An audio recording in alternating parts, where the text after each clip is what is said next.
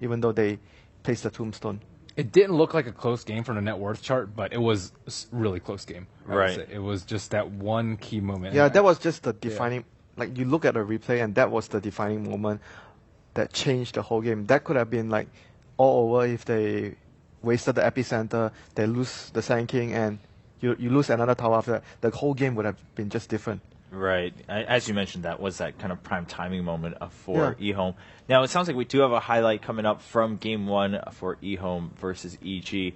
And as we wait for that to come up, now, something we've discussed earlier is that if you're a weaker team, generally sometimes we've seen them like lose to a hero pick and say, all right, we just don't want to deal with that and ban that out right away. Do you think Sand King made a big enough impact that we might see eHome ban it?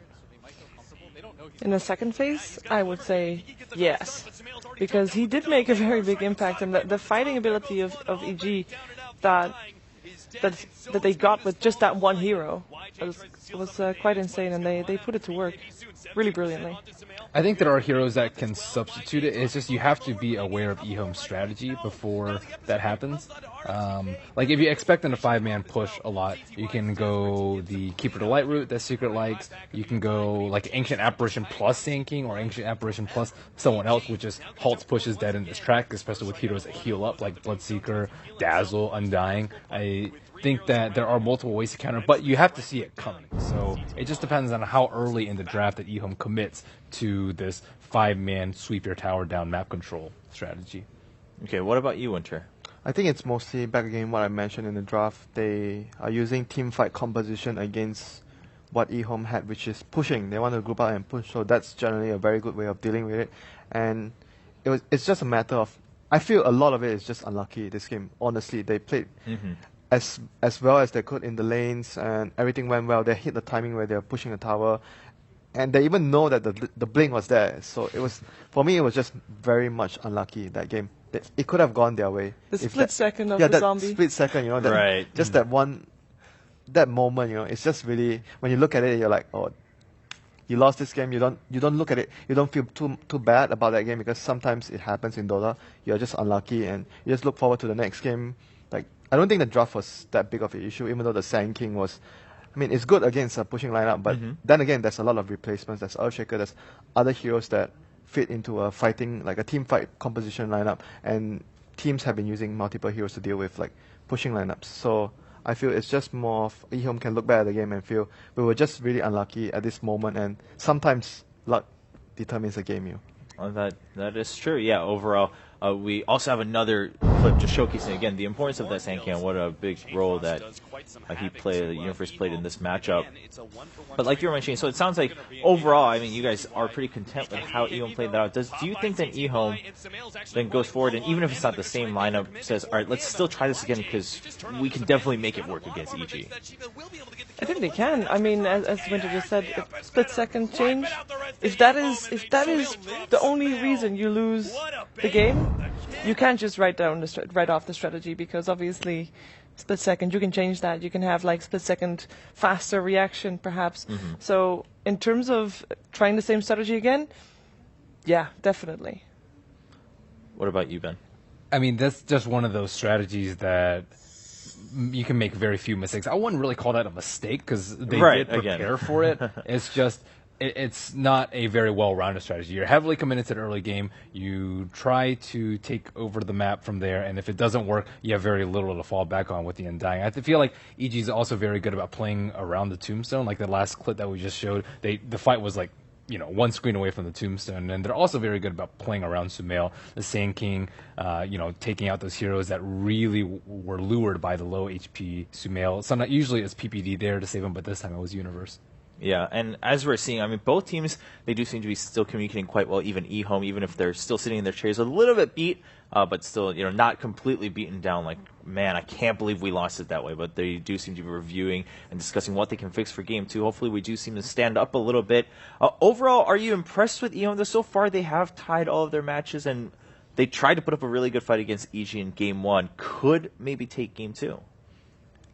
I've only watched a couple of their games. I think we watched the Empire versus eHome game, and I was actually pretty disappointed in them in that particular game, just because they had a very similar lineup, except they didn't really capitalize on it. They seemed very hesitant and when they had the stronger team fight and the stronger earlier game to actually force the issue.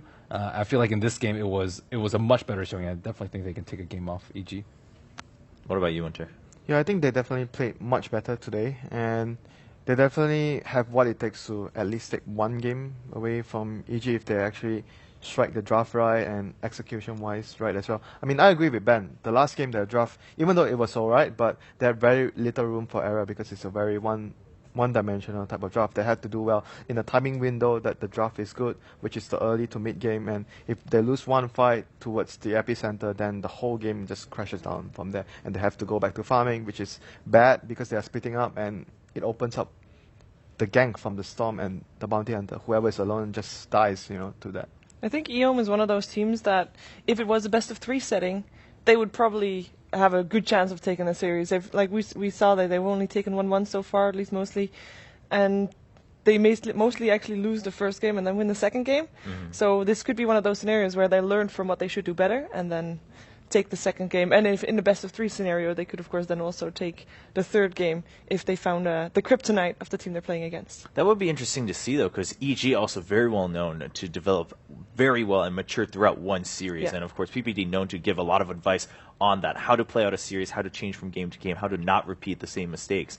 So, I mean, maybe if we get the chance later on in the tournament, that would be an interesting matchup to see which team learns a little bit faster, who gets the upper hand from game 1, game 2, and onward. Right now, we are waiting for game 2. Of course, both teams back in their places getting ready for the draft. Now, again, I mean, it's always interesting to watch EG's draft. Do you think they'll try anything different? That seems to be their go-to, right? Still try something new, try to throw the enemy on a little bit of a curveball. Maybe they'll show another little bit of a niche pick. What do you think, Ben? I think they've dropped like the first few games in their series, or if it's a 2-game series, they look weaker in the first one just because they need time to adapt to the team. These aren't all Western teams which they're usually playing against, and they dropped the first game versus newbie, and I think they just need one game to feel the opponents out. How do their supports move? How often they tend to clump? Do they bait a lot? Do they counter gank a lot? What exactly is it? And I think last game, the Bounty Hunter pick could have been pretty useless if they hadn't stopped that one push. So I think they'll go probably for a different support other than the Bounty Hunter and just more team fight centric. So they aren't weak in that aspect. That was like a small weakness in their draft that E-Home could have won against.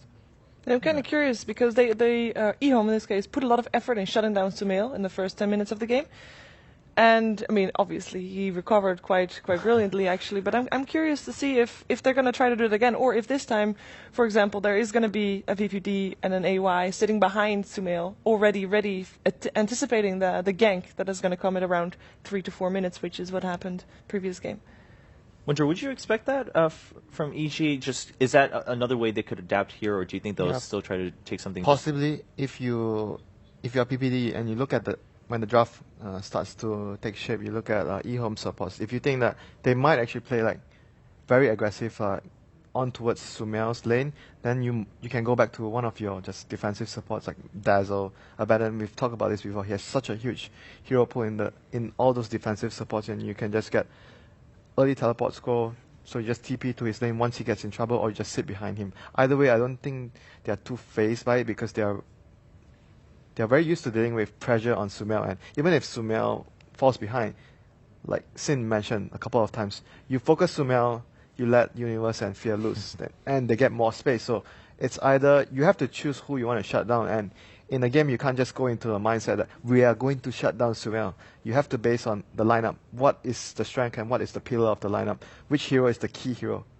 And which hero would actually take shape and control the whole momentum of the game? Instead of just, okay, we are just going to shut down Sumail. And that's the plan. Yeah, definitely not like that much of a one-dimensional team for EG. I can't help but think in that previous clip we just saw of eHome that they were looking at that moment at that tier 1 and mid and just saying, man, it was just a 1 second, maybe a split second difference there. Yeah, I mean, it happens, like you have to deal with it. Sometimes you're just off by that. You did everything right, but you don't achieve the acquired result that you want to. It's kind of like the secret LGD, that Roshan fight. If there were 1 second... Oh yeah, it's actually a very similar situation with the kinetic field, where the Earthshaker was waiting for the support to come in to place a sentry because he's very afraid that there's actually a ward spotting his movement, so he was really hesitant in moving in. just 0.2 seconds faster, the kinetic field comes in and he's going to be able to feel confident to jump in, but it didn't happen for them. Yeah, so again, having the right idea versus execution, of course, and it's not always your fault. Sometimes just the game doesn't really play out in your favor, and that's all right. You move on to the next game. Going to game 2, are there any picks that perhaps we've been kind of missing from eHome that maybe they can now bring out if they really feel that it's do or die time to get this extra point? Not particularly. I say it's not really that much on heroes. It's more just their general play style and how they want to approach their method of victory. I don't think there's any particular hero when you talk about eHome. The hero rings a bell. You know, I don't think there's any hero in general, but it's just mostly their play style, how they focus on helping CTY win his lane, and how their supports roam, and of course Lamb as well on his position 4 support. Sometimes he delivers like great ultimates with his Earthshaker or his Sand or whatever AoE supports that he has. So yeah, of course they tend to some heroes like Razor very often, but as long as they have a mech carrier, which is and of course basic. Our TK as well, we shouldn't forget him. Sometimes he wins the game for his team, and sometimes he doesn't do very well. There's no in between for him. So he's also another hidden factor that the team has, and he's the captain. So if he does well in his lane, he lands big spells, the morale of the team would be better in general. I'm looking forward to seeing, hopefully, maybe this time DDC's Dazzle, also one of those heroes that he plays almost all the time and he really excels at. And it's been banned first phase, I think, previous game. So I think maybe the EG is going to do that again, but I'm kind of hoping that they won't. Yeah, I mean, given EG's history of how they study up probably on their opponents, it does sound like there's a high chance that the ban will come through. But I mean, being hopeful for that, definitely. I mean, if it goes through, it could be a very exciting game. Overall, at Dazzle, showing up to really play and extend a lot of these games here at TI5. Definitely one of the heroes. Not only extending though, you fight well, so you might actually finish the game early. Well, true. It depends on who's